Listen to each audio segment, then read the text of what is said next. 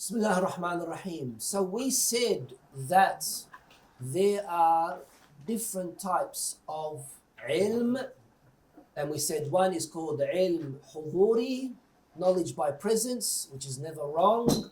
What's an example of knowledge by presence? Huh? Hunger, you knowing that you're hungry. The other is knowledge by acquisition, acquired knowledge. And that is anything that you pick up through your senses. Thank you very much. Through your senses, that's one way of acquiring knowledge. What's another way of acquiring knowledge? Your reason, your aql, right? Then you've got the other way, which is your imagination, your imaginative faculty. Now, in rational knowledge, right, you have two types of ilm that you also have here. One is called al-tasawwur, and the other one is called tasdiq. Tasawwur is conceptualizing, and the other one, tasdiq, is judgment, or they usually translate it as assent. I say to you, it is raining outside. You start to conceptualize the gathering of clouds and drops of water falling from the sky. Right? Where is that? In your minds. In your minds. Can it be true or can it be false? Either. It can be true, it can be false. Probably the guy is chadhibing. Probably the guy is, wrong information. You go outside and you confirm that it is raining. Right? That is called tasdiq. Tasawwur, tasdiq. So, tasawwur means conceptualizing what it may be that you are at the point of hearing or discussing or whatnot. And tasdiq is affirming that which has been conceptualized. Now this itself, right, naturally happens in your mind without you even realizing, right? But what we're doing is we are dissecting the process of your thinking process. We are dissecting your thinking process. So before you heard about ilm tasawwuri and ilm tasdiqi and ilm husuli and ilm huduri, before you heard about them, you didn't think of it in this particular way. But that's what logic is all about. Logic is about pinpointing the exact definition of the knowledge that you have, right? And that's why it's kind of like a complex topic. But it's all about you putting into perspective these things that you are doing. Now, all of this is very important for the end result of logic. And what did we say logic does? Logic makes you infallible in your thinking process. And you will never make mistakes in your thinking process. That's the end result, isn't it? But you need the muqaddimat for all of that, don't you? You need the preliminary work for all of that. For example, one of the things that we're going to speak about towards the end is what does how does a fallacious argument look like? A fallacy. One of the things that is usually done is in fannul khitaba, in the art of public speaking, using the rhetoric methods to overcome my opponents. For example, in a debate, I use hand gestures because it destabilizes the other person. Or I raise my voice because it makes the other person feel that I'm more confident in what it is that I'm saying, and therefore I have a stronger argument and you don't. Right? This is what you pick up on in al-Mantiq. Who's reading? No, you're not. You don't read this. Who reads Mantiq? No one likes hearing your voice, Ali. What about Ali Abbas's voice? Does anyone like hearing his voice? No. Who's going to stay there? Did you see that? You remember when was it in Arba'in, when there was a Masira and there was a video camera recording, making interviews, and Ali says this guy, he's a Masihi and he's got a salib around his neck, and then he says, I'm a mullah as well. Have you seen that?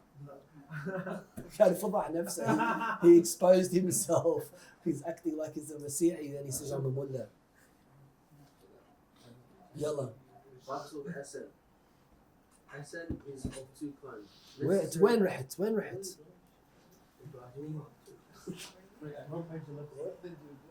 Page 11. No. No. Page 9. Don't listen to these people. Page 9. Rational perception. Page 9, rational perception. We didn't read that. Rational perception. This is the perception of universal meanings free of the material realm and its effects, like the meaning of justice and What freedom. do I mean by free of the material realm and its effects? What do I mean about that? I gave an example in our last lesson, by the way. What do I mean by that? Factors influencing your decision making. Quickly! These ones. What do I mean? No. Oh, No. so you can perceive in your senses.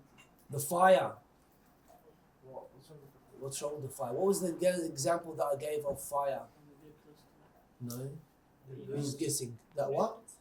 It always burns. No. I did. I said, in your mind, does your mind burn when you conceptualize it? No. What no? Your Did mind I say that? No, you said that. I did. Your rational perception, of course, means that it doesn't have any effects of the external world. When you think of a mountain, the mountain doesn't come in your mind. When you think of fire, your brain doesn't burn, right? So it doesn't have any traces, any effects of the external material reality, right? Carry on. Free of the material realm and its effects, like the meaning of justice and freedom, or the meaning of a human being in it being a rational animal and not the sensual or imaginary picture manifested from it. Rational perception in acquired knowledge is divided into two parts. A, conception, tasawwur, and this is understanding the detailed meaning of something, which is either a simple conception, like conceptualizing the meaning of an animal in being a body that grows, feels, and willfully moves, or compound conception, such as conceptualizing the meaning of the world is created. Stop. Say it again. Conception. Say it again. Conception, tasawwur, and this is understanding the detailed meaning of something, which is either a simple conception, like conceptualizing the meaning of an animal and being a body that grows, feels, and willfully moves, or compound conception. All right. So when we say that a animal is number one hassas, number two mutaharrik. What's hassas mean? Sensitive. Feels, yeah. Number two mutaharrik, moves. Number three nami. What's sleeps, huh? Numu. What's numu mean? What's numu? Growing. Not growing. Yes. Yeah. Right? And of course, it has irada as well, willfully. Right? That's why we say al-insan حيوان ناطق نامي حساس متحرك بالإرادة. Right? And that's a simple way of understanding something, conceptualizing it, simple way. You don't need any kind of detailed explanation, 1 + 1 = 2 or whatnot. It doesn't need a long equation. But then there are other things that when you want to conceptualize, it does need efforts. It needs to understand this side, it needs to understand that side. You need to understand that side. That is called murakkab. One is called basit and the other is called murakkab. Right? Basit, which means what? Simple. One plus One. And murakkab, Connected. Compound. compounds, connected. Compounds. And what does compound here mean? It means that there are multiple parts to it. When you say the world is created, number one, what's world? Number two, what is created? Yani there are multiple things that need to be conceptualized. You need to have tasawwur of al-alam. You also need to have tasawwur of al-khaliq, or being makhluq. Right? Right?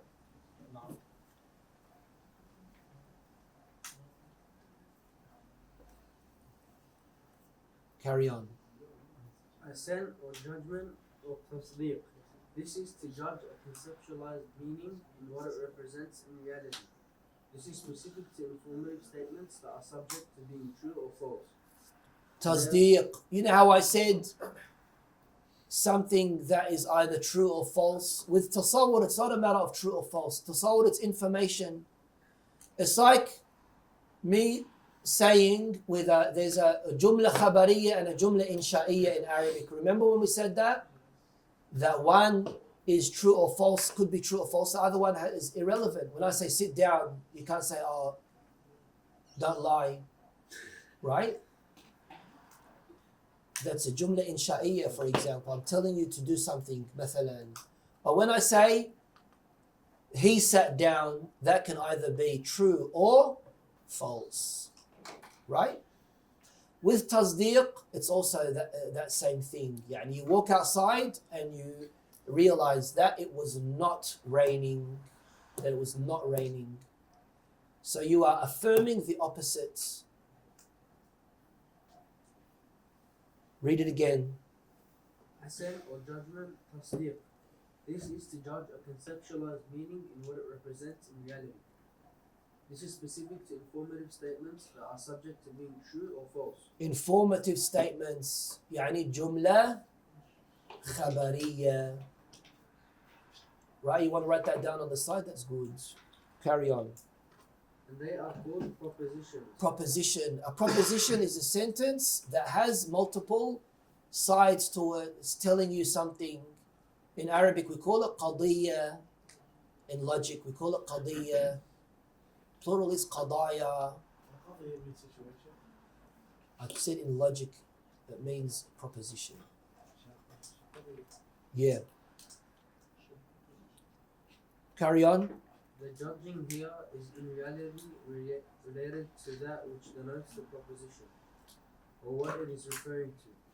Like when we say fire is hot or the soul is immaterial, when the self conceptualizes both sides of the proposition and the relation between the two, it either gives preference to one side over the other, or acknowledges it, or it does not. Therefore, Yes. with the issue of the soul being immaterial or material, if you have preferred one over the other, it is defined as a judgment. And if you do give preference, it stays as a compound conception without judgment, and that is doubt. Yeah. And if you do not, sorry, that's a mistake here. And if you do not give preference,